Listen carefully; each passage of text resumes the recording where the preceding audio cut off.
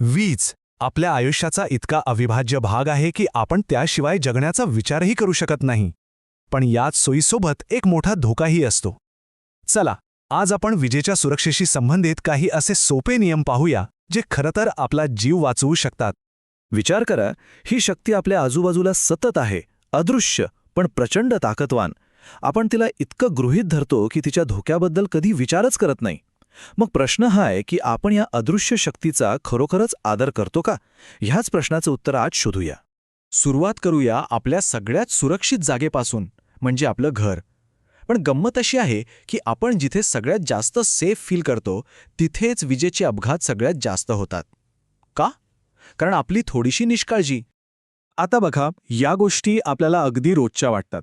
एखादी खराब झालेली कॉर्ड, एकाच सॉकेटमध्ये चार्जर, टीव्ही सगळंच लावणं, किंवा ओल्या हाताने स्विचला हात लावणं.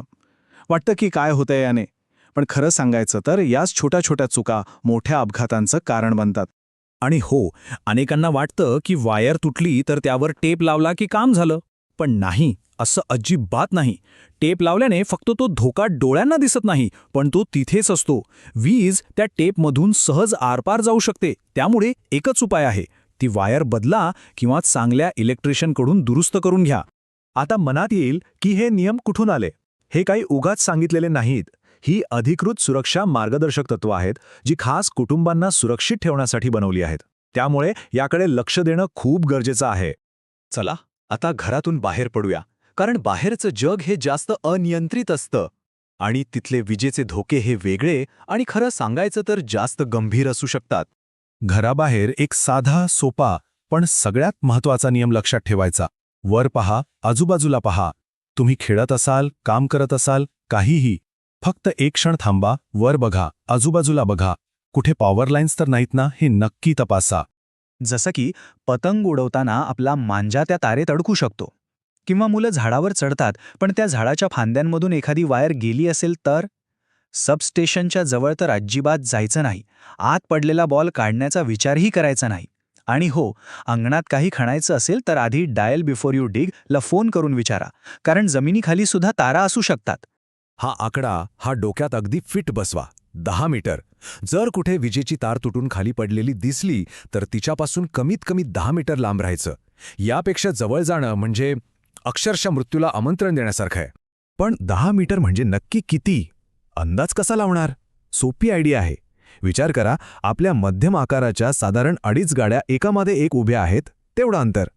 हे चित्र डोक्यात ठेवा, म्हणजे धोक्याच्या वेळी नक्की किती लांब थांबायचंय हे लगेच कळेल. ओके, आता बोलूया सुरक्षा चिन्हांबद्दल. ही चिन्ह म्हणजे एक प्रकारची धोक्याची भाषाच आहे, जी आपल्याला वाचता आलीच पाहिजे.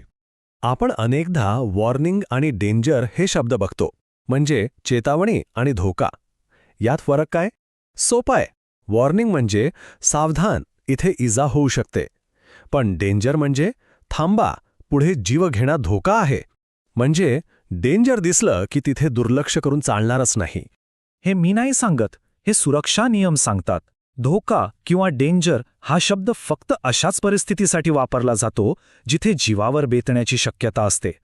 त्यामुळे पुढच्या वेळी हे चिन्ह दिसलं तर अजिबात हलक्यात घेऊ नका. आता विचार करा एका भयानक परिस्थितीचा. समजा तुम्ही गाडीत आहात आणि गाडी विजेच्या खांबाला धडकली आणि एक जिवंत तार तुमच्या गाडीवर पडली. अशावेळी काय कराल? ऐकायला विचित्र वाटेल, पण अशा वेळी सगळ्यात सुरक्षित जागा म्हणजे गाडीच्या आत. हो, जोपर्यंत गाडीला आग लागलेली नाही तोपर्यंत आतच थांबा, कारण गाडीचं मेटल आणि टायर तुम्हाला विजेपासून वाचवतात.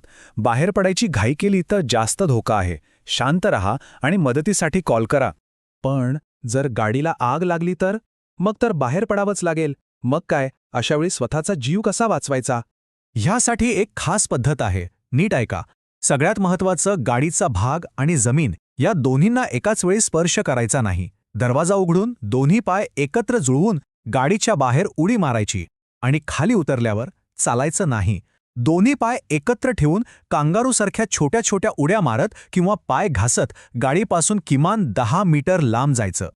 ही प्रत्येक स्टेप अगदी जशीच्या तशी फॉलो करणं खूप महत्त्वाचं आहे. एक छोटीशी चूकसुद्धा जीवावर बेतू शकते. पाय एकत्र ठेवण्यामागचं कारण म्हणजे विजेला तुमच्या शरीरातून सर्किट पूर्ण करायला संधीच द्यायची नाही. या पद्धतीला कांगारू हॉप असं म्हणतात. यामागचं सायन्स खूप सोपं आहे. विजेला वाहण्यासाठी 2 पॉइंट लागतात, एक एंट्री आणि एक एक्झिट. जेव्हा तुमचे दोन्ही पाय एकत्र चिकटलेले असतात तेव्हा जमिनीवर फक्त एकच पॉइंट तयार होतो. त्यामुळे वीज तुमच्या शरीरातून वाहूच शकत नाही आणि सर्किट पूर्ण होत नाही. चला तर मग आज आपण जे काही शिकलो त्यातले सगळ्यात महत्त्वाचे मुद्दे पुन्हा एकदा लक्षात घेऊया. नियम सोपे आहेत पण संरक्षण खूप मोठं आहे. हे काही महत्त्वाचे संदेश नेहमी लक्षात ठेवा. खेळण्यासाठी सुरक्षित जागा निवडा. बाहेर असाल तर थांबा, वर आणि आजूबाजूला नक्की बघा. धोका लिहिलेल्या चिन्हांपासून लांब राहा. तुटलेल्या तारेपासून कमीत कमी 10 मीटर दूर थांबा. आणि गाडीच्या आपत्कालीन परिस्थितीत कांगारू हॉप हेच तुमचं सुरक्षा कवच आहे. तर नियम तर आता समजले, पण खरा प्रश्न हा आहे की आपण या अदृश्य धोक्याला पाहण्यासाठी तयार आहोत का? कारण वीज दिसते तेव्हा नाही, तर दिसत नाही तेव्हा जास्त धोकादायक असते. त्यामुळे तिचा आदर करा, सतर्क रहा, कारण तुमची सतर्कताच तुमचं संरक्षण आहे.